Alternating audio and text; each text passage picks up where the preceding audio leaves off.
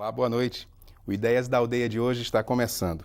Eu sou o Jorge Henrique e hoje nós vamos falar sobre artes plásticas. Eu tenho o prazer de receber para uma boa conversa Markson Pereira, acriano, artista plástico, cuja especialidade é a marchetaria. Boa noite, Markson, é um prazer recebê-lo aqui. Boa noite, Jorge Henrique. O prazer é meu. Markson, eu vou começar com uma pergunta bem objetiva. O que é marchetaria? Olha, a marchetaria, na realidade, é uma técnica de trabalho milenar que foi conhecida muito rudimentarmente pelos egípcios, mas foram os italianos, no século XII, quem difundiram como arte, inicialmente como arte aplicada em móveis. Depois ela tomou os caminhos, ou o caminho das artes plásticas como um todo. A marchetaria, ela consiste em recortar madeiras diferentes e encaixar. Daí o termo marchetar, que significa encaixar, encrustar, embutir. Então nós temos notícias, ela tem uma literatura antiquíssima e que não é fácil de ser encontrada, é bom que fale isso no Brasil. Normalmente vem da Europa os termos que a gente encontra, ou melhor, a literatura, o material para pesquisa, que dão conta de que os primeiros exemplares, os primeiros achados de marchetaria, eles datam de 3.500 anos antes de Cristo. Tem registros de trabalhos machetados ainda antes da era pré-dinástica. E nós temos até citações bíblicas que já falam da marchetaria naquela época. Então, a marchetaria, de acordo com o local, com a região, ela vai se adaptando ao material utilizado. Porque a marchetaria ela pode ser com materiais diferentes, não somente com madeiras. Ela pode ser em metais, ela pode ser em marfim, em pedras preciosas e semi-preciosas. Então, ela abrange, assim, como no Oriente Médio é mais comum pedras, então eles usaram mais pedras. Ainda hoje se vê na região, principalmente nos países muçulmanos, muita marchetaria com figuras geométricas. E por que com figuras geométricas? Porque os muçulmanos eles não podem imitar a natureza. Então eles têm que trabalhar sempre com figuras geométricas. Mas são belíssimos trabalhos. Mas sempre com madrepérola, com marfim e madeira, até porque ela é um pouco difícil de madeira, né? Então ela vem se adaptando conforme a realidade de cada região. E como foi que você se aproximou dessa técnica, Markson? Eu creio que foi muito por acaso. Mas acho também que a minha vivência no interior, eu nasci no interior do município de Cruzeiro do Sul, hoje fazendo parte do município de Porto Walter, e lá meu pai fabricava barcos e também fazia instrumentos musicais, mas violões, mas assim, só para o uso dele mesmo, e violino, que é uma coisa que não é comum aqui na região, fazer violino. Violão até que a gente ainda encontra, mas violino é um pouco mais complicado, mais difícil. Eu não sei de onde veio esta veia. Eu sei que todos da família do meu pai tinham habilidades para trabalhar com madeiras, e faziam canoas belíssimas e tinham habilidades mesmo. Então a marchetaria, eu como criança acompanhava meu pai pela floresta, vendo as árvores e sempre me interessei muito pela textura das madeiras e comparar uma madeira com a outra, umas mais escuras, outras mais claras, amarelas, vermelhas e assim por diante. Quando eu fui estudar em Santa Catarina, primeiramente a gente tinha que fazer marcenaria. Eu entrei no Colégio dos Padres Alemães, passei num concurso e fui então escolhido para ir para Santa Catarina. E lá tinha que aprender marcenaria. Naquele estilo dos padres alemães, a gente precisava estudar 7 anos, depois fazer 2 anos de estágio e fazer depois um curso de arquitetura para chegar a mestre em marcenaria.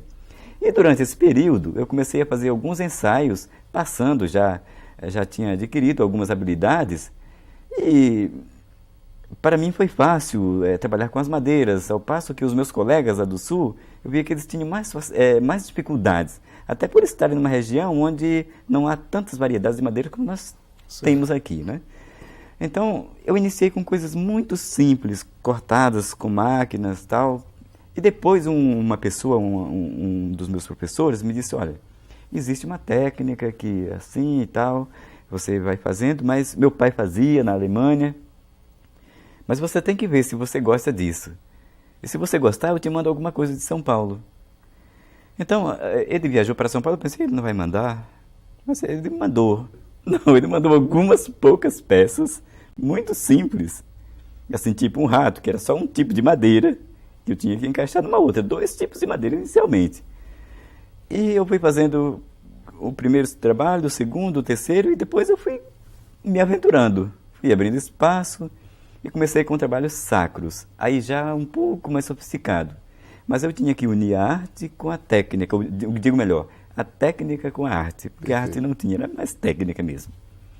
E, bem, depois as coisas foram tomando um volume e eu fui, como disse, procurando alçar voos cada vez mais altos e fui descobrindo na realidade. O fato, eu acho, de não ter referências naquela época, porque o que ele me mandou de material foi uma coisa assim tão insignificante que eu rapidamente fiz aquilo e achei já insignificante, porque eu posso fazer coisas melhores. E foi onde eu dei este outro passo.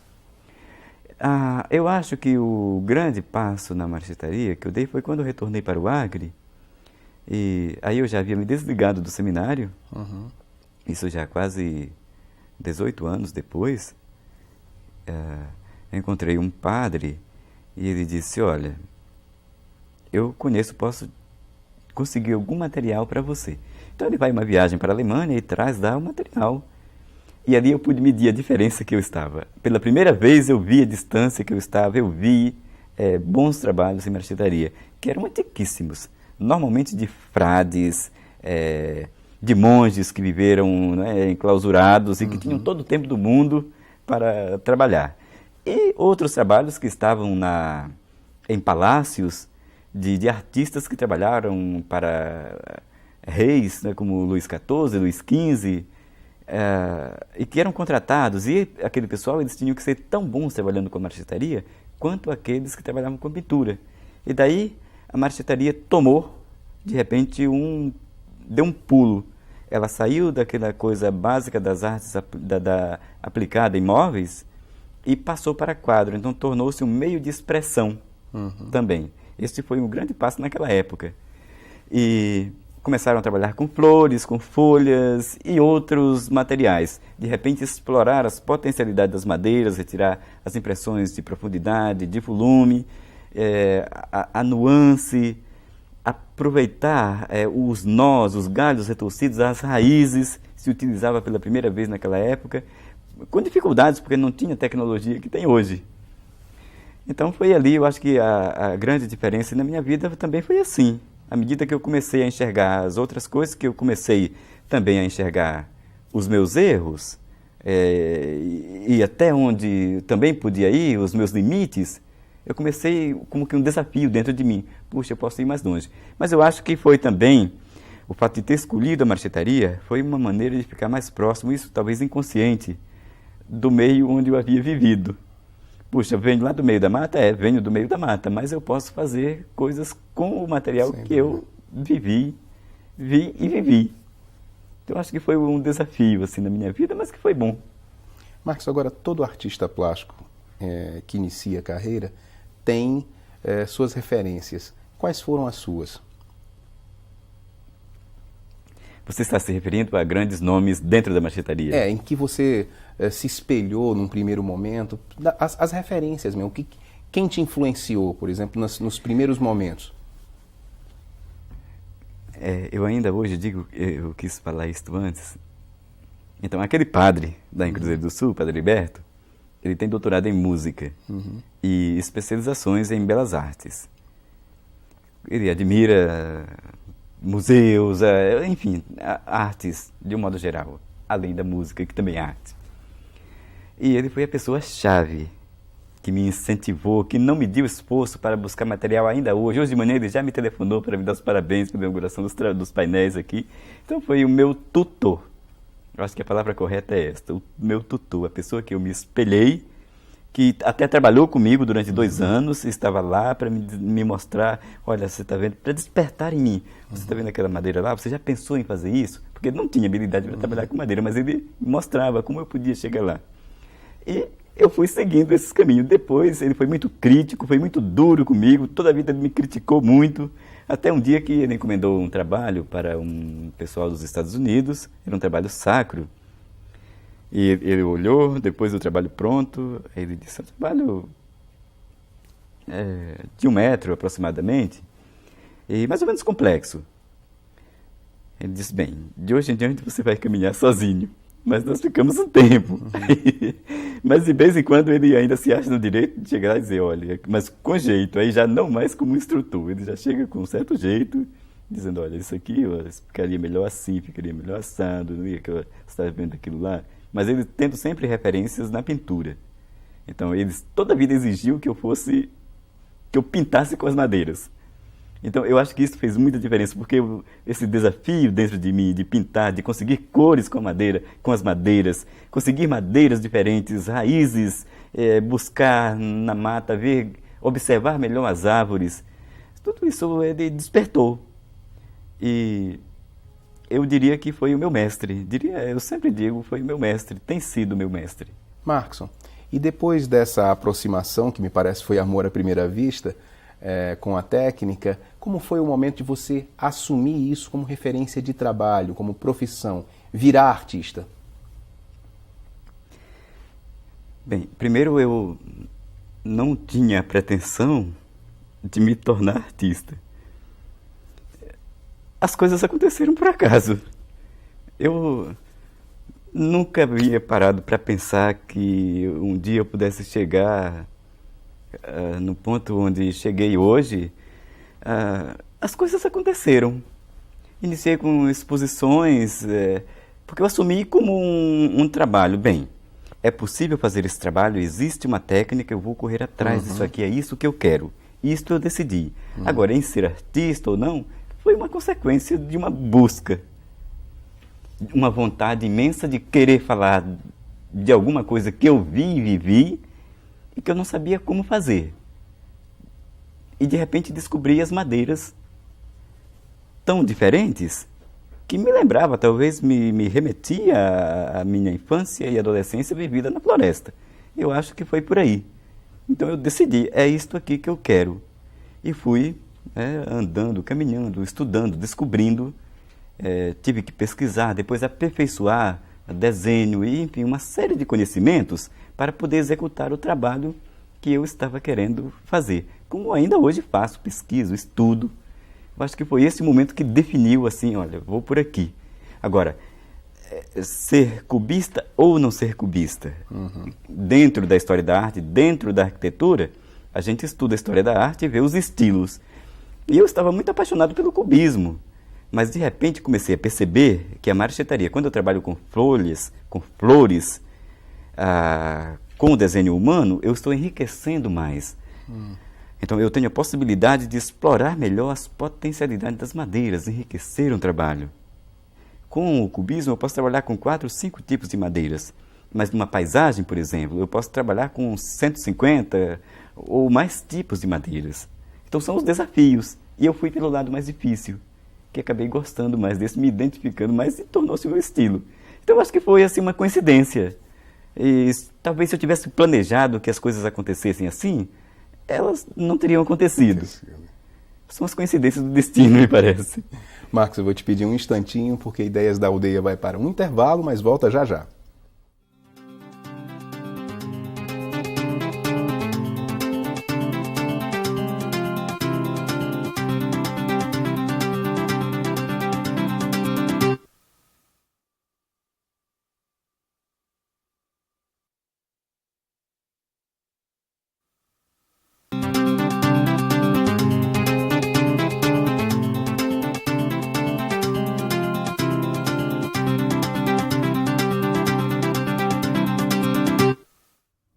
O Ideias da Aldeia está de volta, hoje conversando com o artista plástico acriano de Cruzeiro do Sul, Markson Pereira.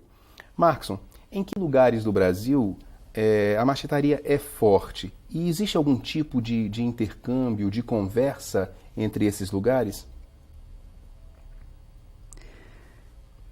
Bem, há vários tipos de marchetaria. A marchetaria, da maneira como eu trabalho, eu não conheço ainda em outro lugar do Brasil.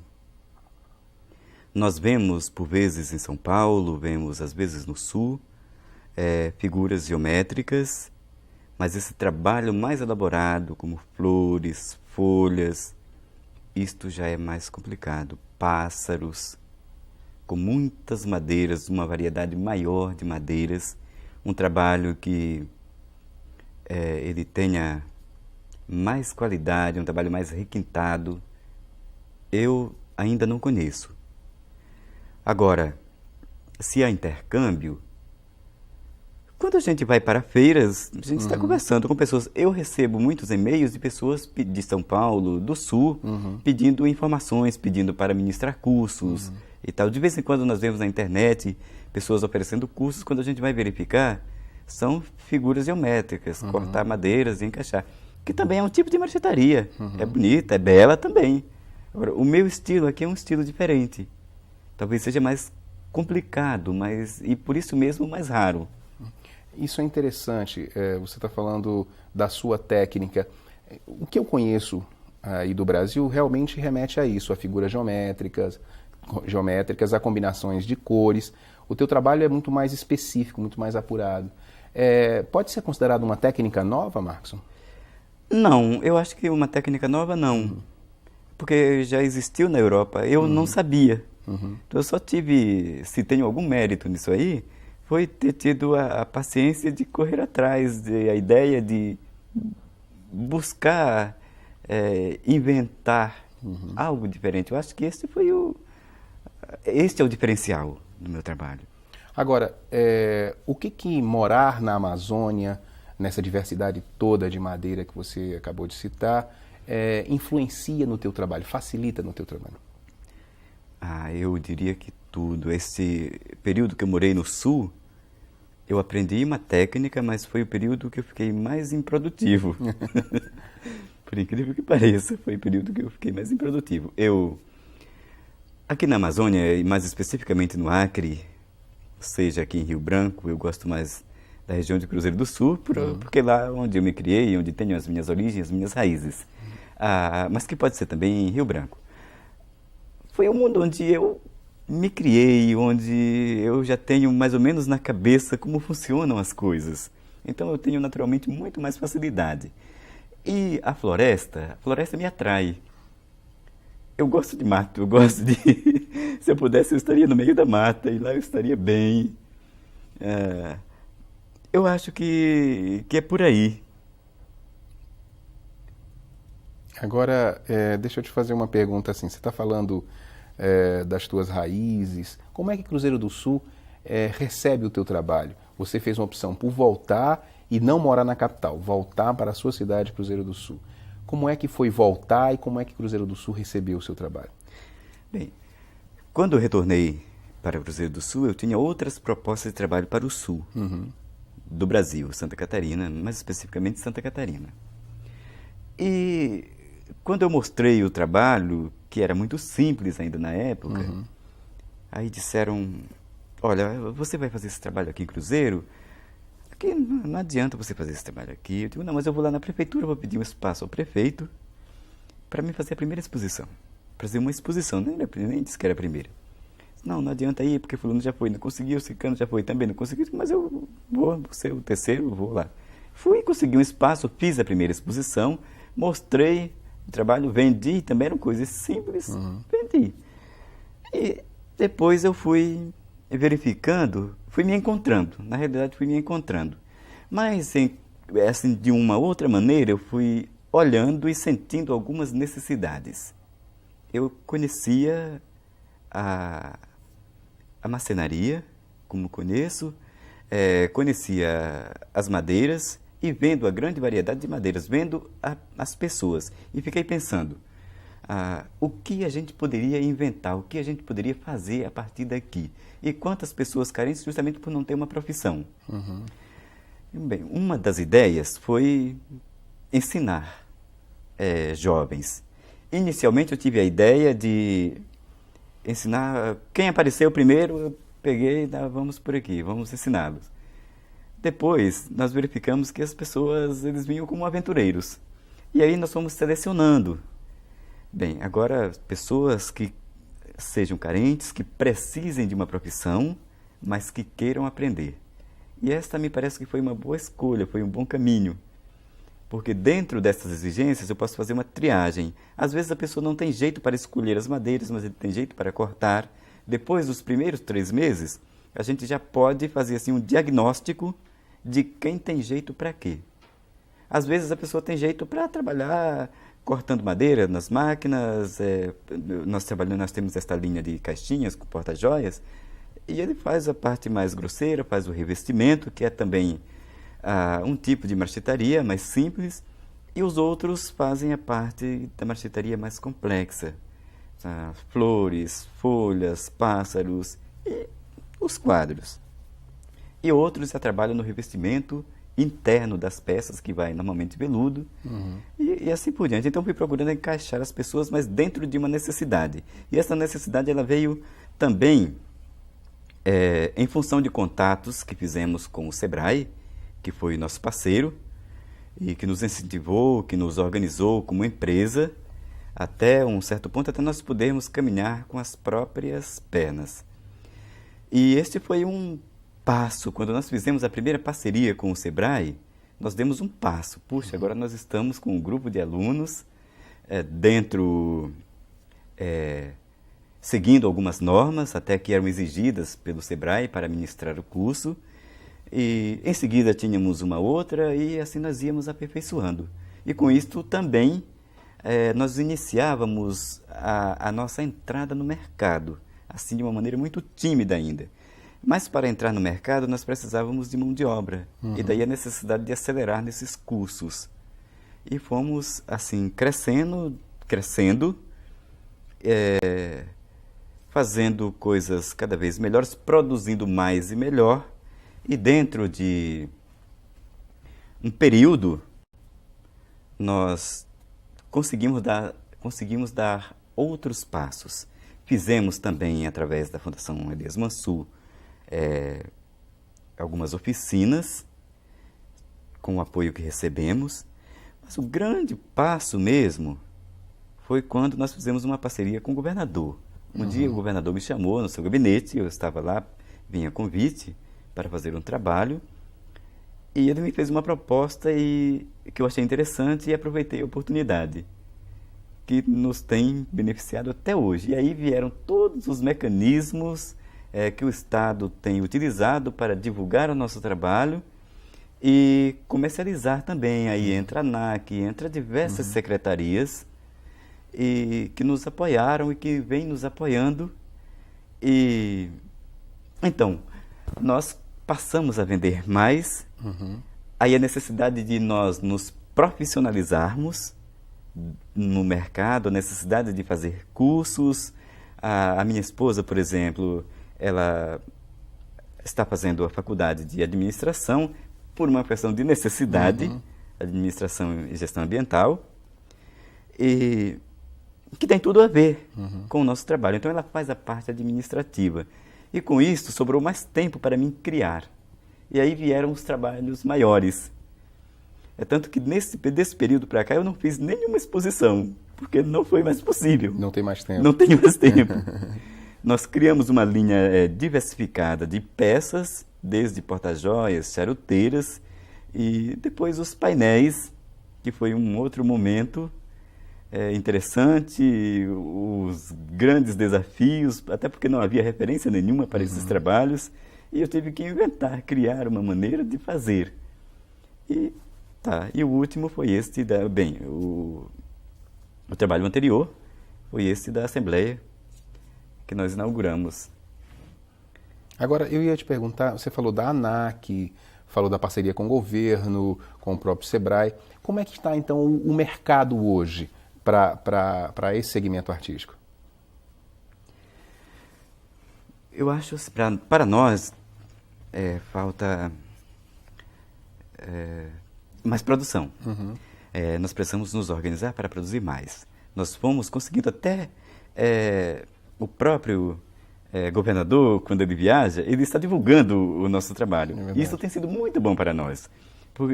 O Exército, as Forças Armadas, de um modo geral, Nós quase que diariamente estamos recebendo e-mails de vários lugares do Brasil. Com o computador, com a internet, isso facilitou. Porque um vai passando... A melhor coisa que aconteceu foi essa propaganda boca a boca. Uma pessoa comprava, ou ia para Brasília, o outro via, pegava o endereço, telefonava, enviava e-mail. Então o mercado, para nós, é um mercado promissor. E nós estamos otimistas com o resultado. E temos boas perspectivas e eu imagino que dentro de um curto espaço de tempo estaremos exportando de uma maneira oficial, porque hoje nós mandamos peças para o mundo todo praticamente, mas não podemos ainda dizer que é uma exportação oficializada. São normalmente pessoas que compram e a partir de suas empresas eles enviam para a Europa, para a América do Norte. E nós precisamos agora com esse programa de o Estado Exportador, criar os nossos mecanismos para chegarmos no mercado, nós com as nossas próprias pernas, naturalmente com o apoio do Estado.